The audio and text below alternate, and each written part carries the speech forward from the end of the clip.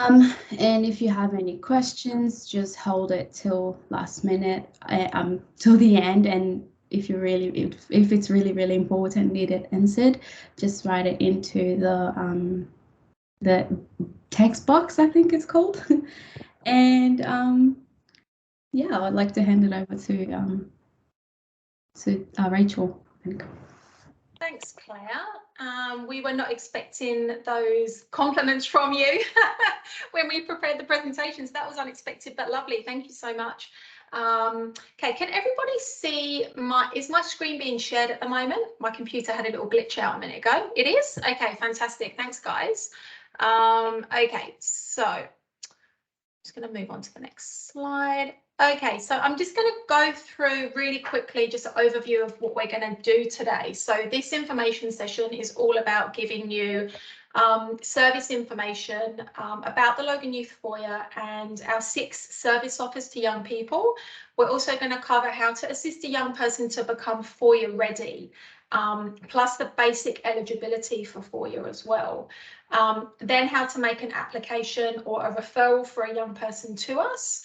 And then also hear a little bit more from Claire, who's a young person with lived experience of being at Foyer. And you'll have the opportunity to ask any questions at the end as well. Okay, so just very briefly, the Foyer model is a specific model of housing and coaching for young people. So it's a holistic program of coaching, providing access to a range of opportunities for young people across those 6 service offers that we'll go into, aged 16 to 25, who are ready to take up the Foyer offer. The Foyer model was originally developed in post-war France to assist young people to reconnect and to find work and opportunities and to develop independence. The UK adopted the model on a really large scale in housing services, and it became really integral to the system of housing for young people over there. In Australia, there are a number of accredited foyers around the country, of which Logan is one, and also a few that are going through accreditation at this time. Our foyer here in Logan has been in existence since 2009, and we achieved our accreditation in 2019, of which we're really proud.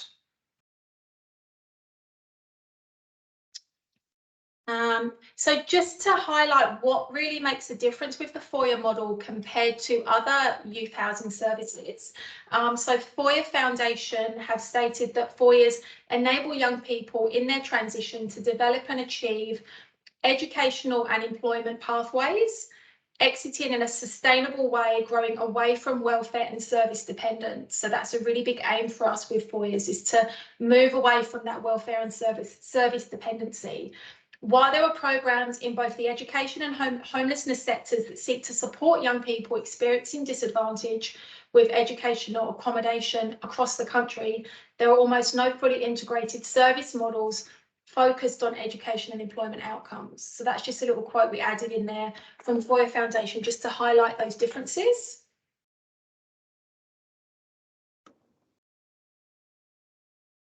Okay, just hand over to Danica for this one. Hi everyone, I'm Danica, and I'd just like to thank Claire for those kind words as well. Okay, so what do you know about our service offers? You may know that Foyers provide the opportunity for young people to develop their independence in a holistic framework, focusing on their assets, their strengths, and their talents while developing skills and overcoming challenges they may face. We ask our young people to work with all service key service offers as part of their Foyer deal. So let's start with earning and learning, or education and employment. So earning and learning is a key focus of the model, offering pathways, access and connections to a wide variety of education and employment outcomes and opportunities, with the view to grow young people in their career aspirations and sustainable livelihoods, and also steer away from dependence of services. Every young person works with our education and employment specialist, or AKA our connections coach, on this offer. We can offer career testing and mapping, opportunities to explore work type options, and assistance with study and assignments. So if we talk about independent living skills, this offer examines a young person's ability to budget, plan shopping items, prepare and cook meals, establish routine, including setting of alarms and cleaning. And I want you to take the time to evaluate whether your young person is able to book and attend appointments independently, or perhaps catch public transport, meet their Centrelink reporting requirements, or plan meals and budget, those kind of things, ordinarily organise themselves. In addition, our health and wellbeing offer looks holistically at things like nutrition, sleep, exercise, substance use, and linking it to self-awareness, and creating positive choices to help a young person or young people get where they want to be. For example, we host a range of wellness workshops on site that include sleep clinics, healthy meal planning, yoga classes, along with our community Sunday meals. Moving further to social connections, this offer seeks to build positive support networks, healthy relationships that support their journey, and natural connections outside of the service, so we can explore the area of sustaining post-exit independence. We offer young people opportunities to come together on site as well and work with us to run activities in our communal spaces, such as opportunities to be involved in planning our Foyer camp. And over the past years, we've taken groups to Byron Bay, Bribie Island, and Mount Tambourine. And so every young person that comes on board with the Foyer has the opportunity to be part of that process and planning.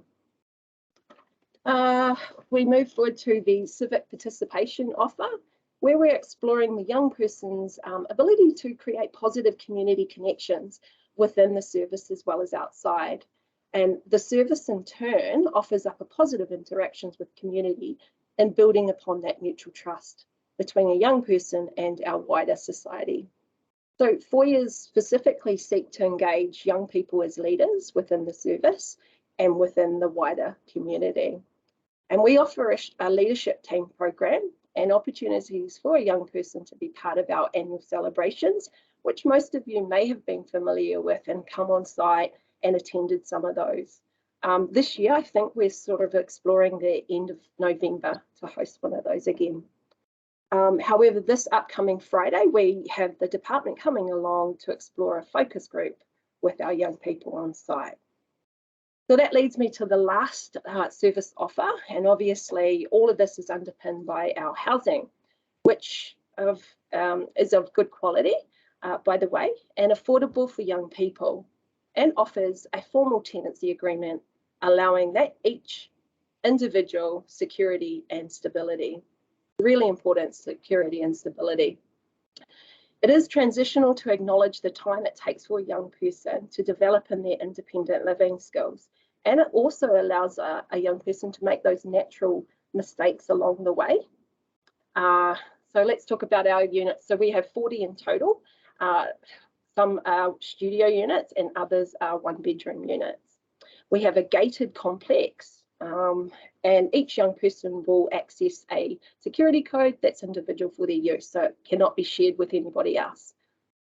Staff are on site 24/7, and we have a communal hub area where we host most of our workshops. And we also have a lovely barbecue area, which is also used on Friday barbecue. Some of the workshops that we do host on site are tenancy skills program, and that is delivered over 2 days. Friday night footy, National Hamburger Day, Neighbours in Harmony. There's a range of workshops and clinics that we host on site. So in a nutshell, I would like to say that the housing service offer is only available to young people who are ready to engage with the Foyer across all 6 service offers. It's really important that they're willing to engage in each and every one of those service offers and continue to engage.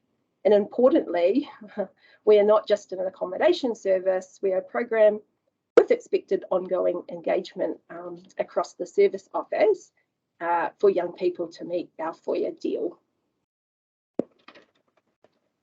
So talking about the deal and something for something. So what does that mean? Well, it's a key part of our Foyer model, and all accredited Foyers must have a deal. It's easiest to understand it's part of a something for something or a partnership with a young person, a way of working together to increase a young person's independence and move towards a more sustainable future. The deal is explained to young people when they receive an invitation to attend a group information session.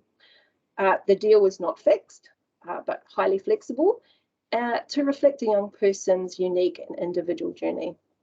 So importantly, the service is equally as accountable to the deal as a young person, and we also seek specific feedback at key points with a young person about how we are going and how our service and our staff are meeting their side of the deal.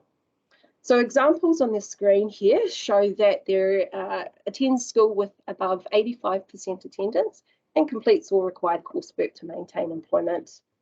The service also assists by supporting payment of school fees or purchasing uniform items to assist the young person to sustain school attendance. And that's a key part of our role, is to enable a young person to sustain their education and employment. Subsequently, a young person and our service will both sign the deal document and agreement, accept our rights, responsibilities and expectations of one another while living in the foyer.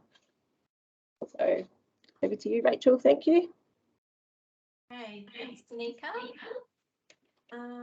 Okay, so now I wanted to go on. Oh, there's a bit of an echo, sorry. If everyone can just make sure that they're muted. Thank you. Okay, so I just wanted to go on just to explain who's involved in a young person's Foyer journey. So we are a partnership here at Logan Youth Foyer. So Department of Housing, they own the properties.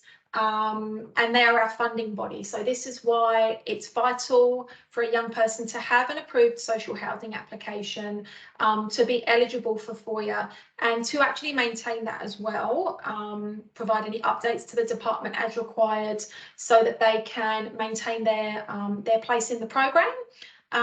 Assistance to apply for social housing can be provided if the young person doesn't already have another worker to do that with them.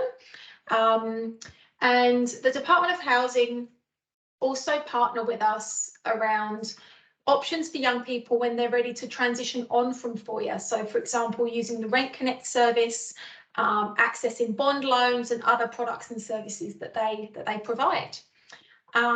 Community Housing Limited. So our lovely tenancy manager or housing officer, sorry, I should say, Rachel Briggs is online at the moment. So she assists all of the young people here at Foyer with their tenancies and partners with us really, really fantastically. So Community Housing Limited do all of the tenancy and property management. They administer the lease agreements with the young people, and young people pay their rent directly to Community Housing Limited. Any repairs or maintenance that they need, that goes through them as well. So when young people move into Foyer, there's certain items of furniture and appliances that are provided for them in the unit. So if anything goes wrong with them, we just ask that they contact maintenance to talk about repairs. And then myself and Danica work for Wesley Mission Queensland. So we're responsible for that holistic journey planning and coaching with the young people here. Where when Danica mentioned before that we have staff on site 24/7, that's through Wesley Mission Queensland that's provided. All of the employment and education coaching, that role sits with us as well. We have our wonderful connections coach, Andrea, who's the key point of contact and is really specialist in that area of employment and education. We assist with the coordination of services for that young person and in collaboration with them. We also organise fun workshops and outings like Danica mentioned previously as part of our service offers. So yeah, there's lots of fun stuff as well. Then finally, the young person, so their part in this and how we collaborate with them is obviously, like I mentioned before, they need to be eligible by having that approved social housing application and maintaining that. They also need to have an independent income, so whether that's Centrelink or wages or a combination of the two, they need to have that there to be able to obviously pay rent and to sustain their budget for independent housing. They also need to maintain their eligibility and their engagement with us in order to meet the deal that Danica described previously and to engage with us across those service offers. And there's the leadership as well, the leadership team, sorry, that was mentioned previously. So there's opportunities there for young people that want to kind of improve their leadership skills and have those opportunities to grow and develop in that way. It's not obligatory, but we love for everybody just to have an experience of the leadership team where possible. Now, something that people often want to know about Foyer are the costs that are involved. So down the side there, this is a very general example and everyone's circumstances will be different. But this is a typical example for a young person who may receive youth allowance payments of approximately what their rent would be. So Rachel there at Community Housing Limited will calculate their rent based on their income, but it's always 28% of their income plus rent assistance. So just a typical example for youth allowance would be approximately 141 per fortnight. Plus we ask young people to contribute towards electricity costs. Now that is usually done via a centre pay if a young person is receiving Centrelink payments to Wesley Mission, and we administer the electricity bills on their behalf. If at the time of moving out they've accrued a credit, we would reimburse them for that credit there. We just find it's just a much easier way of managing multiple people in tenancies moving in and out that we assist them with that. There is a bond to be paid, which is 2 fortnightly rent payments. So some of you guys joining us online today, you might be able to assist young people with accessing different funds to assist them to pay their bond, and also 2 weeks rent in advance is payable. However, for young people that is still a barrier for. Wesley Mission Queensland are able to assist young people with that bond and rent payment just to get them off to a really good start here. That's through negotiation and discussion with us and will form part of a young person's deal. So for example, if we were to assist the young person to do that, if they didn't have other means to do so themselves or other kind of opportunities available to them, we would agree with them as part of their housing deal that we could help them with that. But if you have any more questions on that specifically, just hold those over to the end and then you'll be able to ask. Okay, I'm going to hand over back to Claire briefly, because we, as part of this, would just really love you to hear a bit more from Claire as a young person who's lived at Foyer, just about her journey.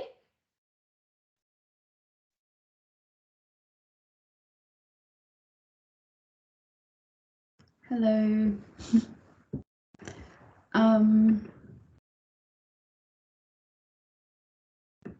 Okay, I don't know where to start, but just start anyway, Claire, you're fine. Okay. Like Misha said, like I said before, actually, I'm an ex-tenant at the Foyer, and I had a really positive experience living there, and I feel like it's has that part of my life has left a mark on me, and I feel like I will forever remember that, and forevermore. And I just wanted to talk about what I think, because of my experiences there, what I think young people will need to live at the Foyer, I guess. First few ones I thought was of you need to be able to pay your bills on time. Like, for example, when I was there, I didn't like, thank gosh, Centrelink, my rent was just going through. Like before I got my Centrelink pay, they'll take my rent out for me, so that was not an issue. But it was like electricity. I found out I owed them money because I was like, what the heck, like, you know, because I wasn't like, every time I saw money in my account, I mean, mind you, I'm just relying on Centrelink. So as soon as I saw money in my account, I'm just like, oh yeah, I'm gonna spend it on my stuff, like what I want to spend on first.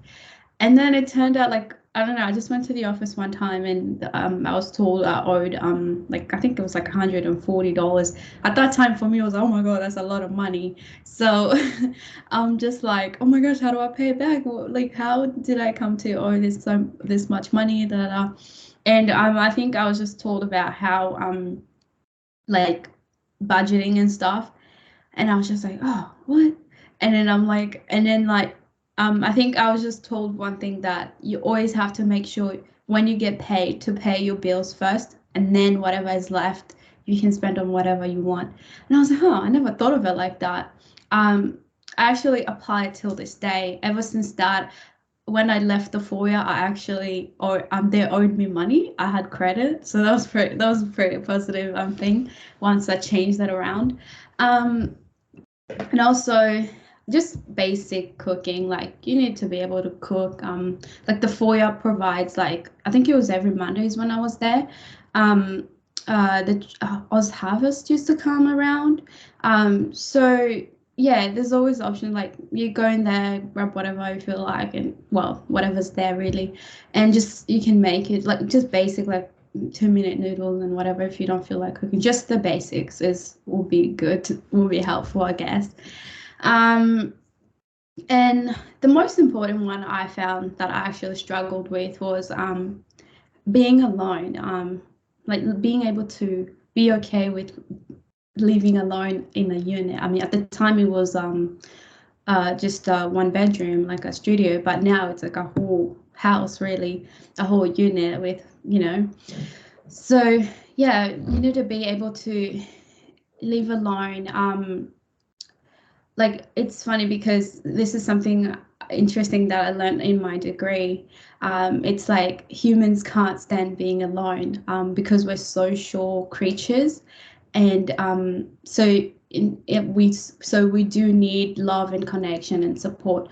So when we lack that, it's hard. It becomes very hard. And so love and connection is important for our well-being and health. So I think for me, I find it really hard. And it got to a point where I was just not bringing, but I was like inviting people who are not good for me. They were not very good influence on me, just so I could avoid feeling of being alone and stuff. So it got to a point where I realized these people are not good for me. And I had to make that decision of like, okay, it's okay to be alone. And I feel like that really helped me till now, that I'm okay to get rid of people who are not good for me. And it's okay if I have to be alone for a little while. And I feel like that learning that actually helped me, because now I'm able to make really good, like if I see a person, they're not good for me, I'm gonna drop you. And now I have really good relationships. I have a really like a good partner, and it's healthy. I have healthy people in my life, and it's healthy. The relationships I have now. Also, I was like being at the foyer, I was able to, like I said, like I had a really good experience at the foyer, but that's because I believe it was anything that was on, I would go, I'll join, like I'll engage myself. If there were camps going on, I'll go and do it. Like I think our first one was going to Byron Bay. I loved it. I was like, oh my God, every time we're going somewhere new, I'll be like, I want to move here. So yeah. It was so much fun. It was like a lot of like, I got so much out of it. I think once I loved it so much that I was like, oh my gosh, I want to give back. I want to be able to give back. How can I help? So I was told about the team leader thing, the team leader thing, like you become like a leader and stuff like that. I was like, oh yeah, hell yeah, I'll join. And I think Jasmine ended up giving me all these forms to sign, which I'd never returned, but I was still able to be a part of it. And I was able to, go to Perth. It was a really good experience. That was my first time in Perth, so that was really cool. Went there for 3 days, and then I remember like before going, Jasmine was like, "Oh, how long do you want to go for?" Because they had 2 more days there, and I was like, "Oh, I'll just go for 3 days. It's okay." And then like when I got there, because I got to meet all these people from other 4 years and stuff like that, I started telling Jasmine, I was like, "Can you please extend my stay here?" But I couldn't because like they already paid for it. So I was like, oh, bummer. But yeah, it was such a good experience, and I got to share my story over there, and I got to share a little, well, not a little, but a bit about the foyer in Logan. So it was a really good experience. And just a little bit about myself. Like I came into the foyer. I was very, I don't know how to say it, but like I came from a really bad background. Wasn't really healthy, I guess. That's why I ended up at the foyer. And I feel like the foyer changed that. They gave me all the tools and everything, and I got to use that to be who I am. And I truly believed it has transformed me into the person I am today. Like I feel like before I got there, I was so obsessed with being famous, but that's because I just wanted to prove my guardian wrong, and I thought doing that was being famous. Um, but then like I got to the foyer and I was like, oh my God, I fell in love with everything the workers did. And I was like, I want to do this. So I think I spoke to my case manager at the time, who was D, and I was like, oh, I think I want to go do youth work. It was really for me to come back and work at the foyer, but I wasn't able to. But went on, I did I did TAFE, did Diploma of Youth Work at TAFE, and when I found out I wasn't able to work at the foyer, I was like, oh well.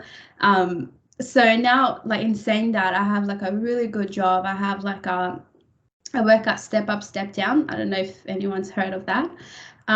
It's literally not far from the foyer as well, so it's really funny. I find it like a coincidence.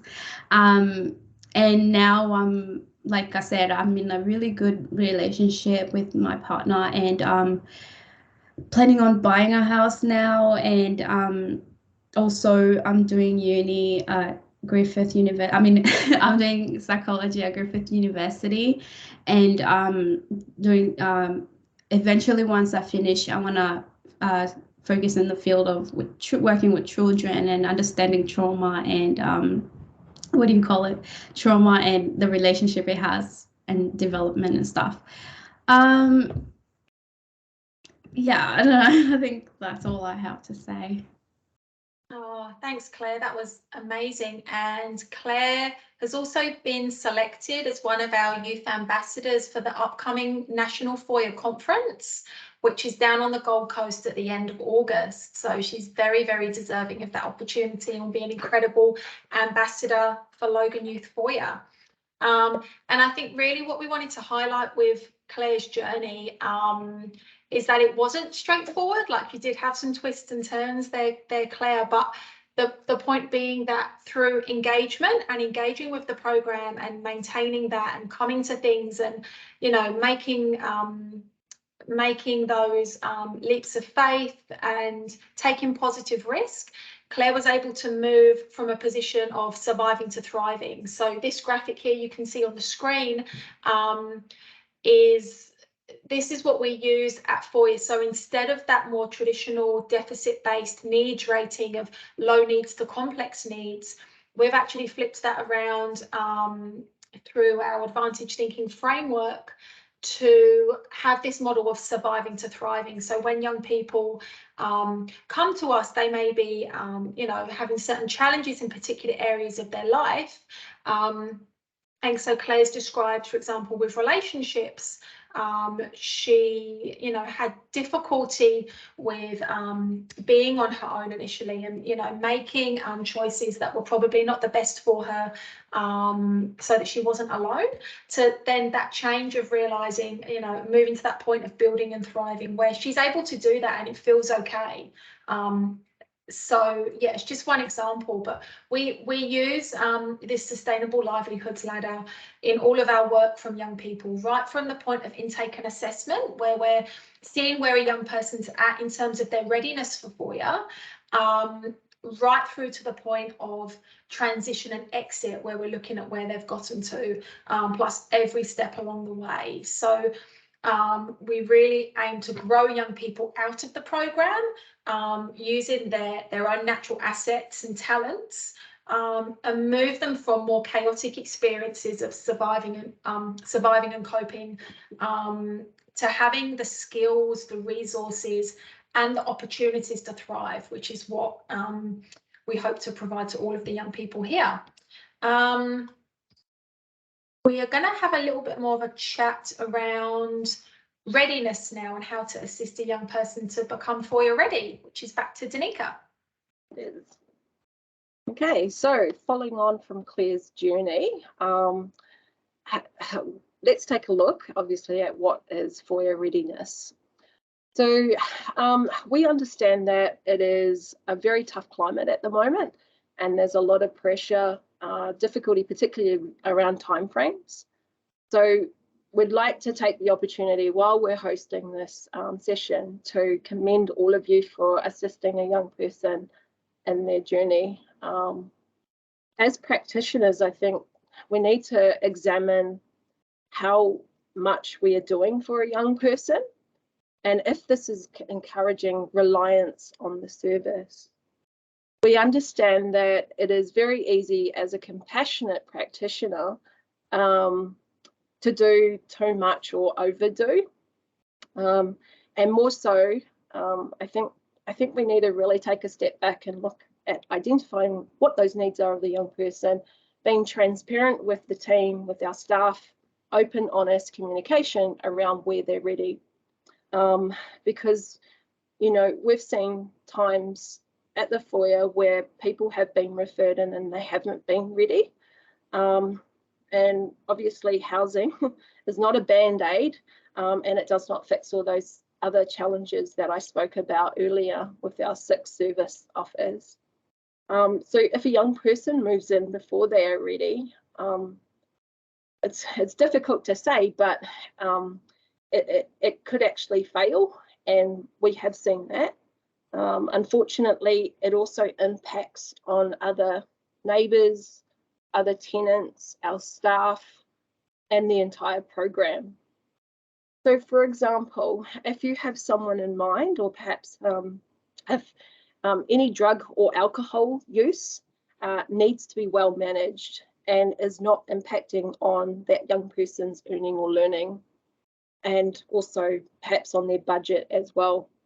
And underage drinking is also not permitted, and can impact on their tenancy agreement. Young people, as you know, are not permitted to engage in any illegal activities whilst living at the foyer or in the presence of staff who are required to report that activity. So as a result, please communicate early with our foyer team to flag your young person and your referral to assess their readiness. We can offer coaching and guidance to work with the young person as well, and we call this our transition plan. So please do not refer a young person transitioning from care at 18 with only 1 to 2 months to go, or before their 18th birthday, because it doesn't allow us much time to prepare that transitional process. In fact, we could start working earlier to maximise the success. So following on from this, we attend a joint plan meetings or joint action plan meetings for young people transitioning from that care. And we can also attend other stakeholder meetings as well, just so we can get that readiness encouraged. I think that's all. Thank you. Okay, so actually how to refer then. So the process is pretty simple. We don't have a referral form as such. We do use the independent living skills indicator tool that we email out to referrals when they first make contact. However, there's no set referral form. You can literally just give us a call or send us an email, even just to have a de-identified conversation prior to making a formal referral for a young person, which of course they do need to provide consent for. So we will often send out to referrers an email which guides you through all of the steps, provides the independent living skills indicator tool, and some other information as well that you can go away and have a look at with a young person, just to do a bit of a pre-screener with them, have a coaching conversation about where they're at the moment, and if they're ready for Foyer, or if there are things that you need to go away and work on with them prior to them being ready. We can provide some guidance and advice on that process as well. That independent living skills indicator can be returned to us and may then prompt, when we have the capacity, an intake screening over the phone.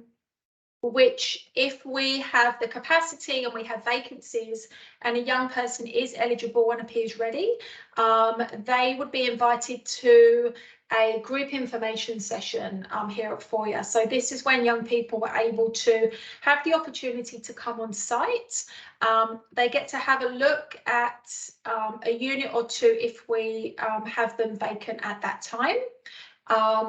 Have a discussion with staff around really a lot of what we've spoken about today. So the service offers, the deal, the program guidelines. Rachel from CHL usually comes on and has a chat around the tenancy side of things as well, so that they're aware about the different people involved in the program and how we interact to support them on their journey. A full initial assessment and application form is then completed for each young person. So this, so we use a common assessment tool to look holistically at a young person's life. We use that Sustainable Livelihoods Ladder rating for each of the domains for a young person. So, for example, housing, mental health, earning and learning, independent living skills, etc. And we've really chat through with a young person what assets do they have at the moment, and what are their strengths, the areas that are more challenging for them, and then the opportunities that we have to work together with them on those things. That then forms the basis of their first journey plan if they're accepted into the Foyer program. All of our applications and assessment packages for young people wishing to come and start their journey at Foyer are considered by a panel. So those partners that we spoke through earlier, so Wesley Mission Queensland, Community Housing Limited and the Department of Housing, all come together to actually have a look at a young person's assessment, any potential risks that are identified as part of that process, and all partners have to be satisfied to accept that young person into the program.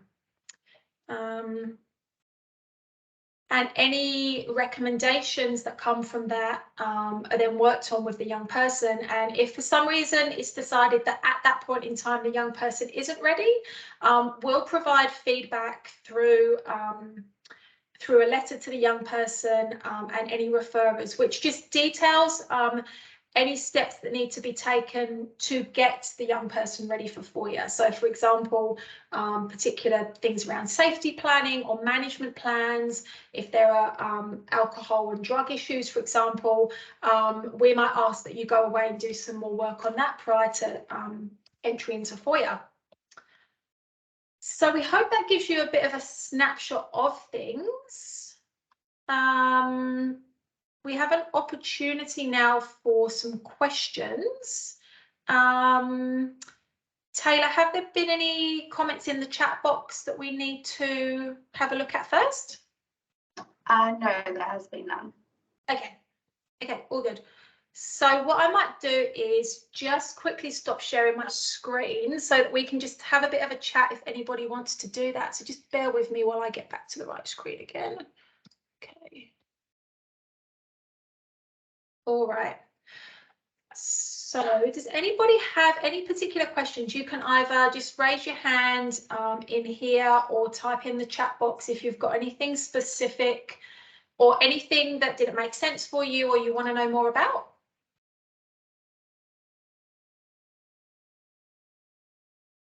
And even if you don't want to do that now, if you think of something later on, feel free to give us a call. So our phone number on that previous slide there, what I might just do is type it into the chat box and our email so that everyone's got that and you can give us a ring. There we go. Okay.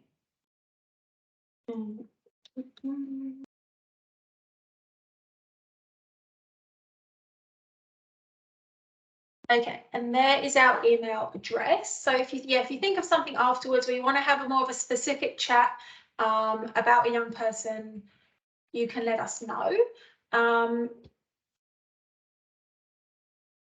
What I do have, it would be really helpful for us if nobody else had any other particular questions or comments at all at the moment. Because this is the first webinar that we've done in this way, it'd be really helpful for us if everyone would just fill out a quick 5-question feedback form online. Just to tailor the webinar for the next time. So if there was anything you weren't sure about or we could explain in a different way, it would be really, really helpful for us to have that feedback because this is a new process for us navigating Teams webinars and sending, all of that out to people and hoping that it all goes all right on the day. Technology. So what I'm just going to do is just grab the link for the survey. It's literally 5 questions and I'll just pop it in the chat box if everyone wouldn't mind just spending 2 minutes filling that out. Just bear with me, sorry.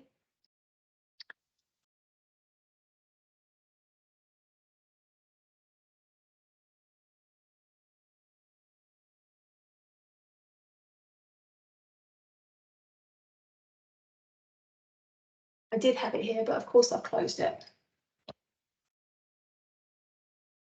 Okay, here we go.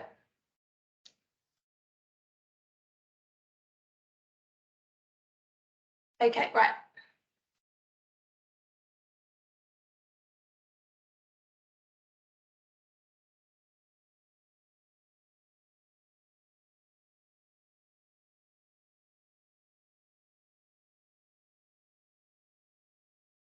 All right, we're in business. There it is. That should take you to a short survey. We'd love your feedback. Because we've recorded this today, what we're hoping to do, if I can then figure out this part of the technology, is to then be able to send that on to everybody afterwards. So if you have people on your teams that haven't been able to make it today to get the information, who would benefit from it, you'll be able to share that with them. So just maybe give me a day or two to figure that part out. And yeah, feel free to give us a call if there's anything else that you think of, but we hope it's been useful. I want to just really extend a big thank you to Claire for coming on today and having the courage to share your story, and you're just doing so amazing now. So thank you so much to Claire. Thank you to all of you for joining us today, and I'm pleased that we're finished slightly early, so that's always a bonus. Thank you, everybody. We'll head off now. Thank you. Bye. Bye. See you later. Thank you. Bye. Thanks, everyone. Bye.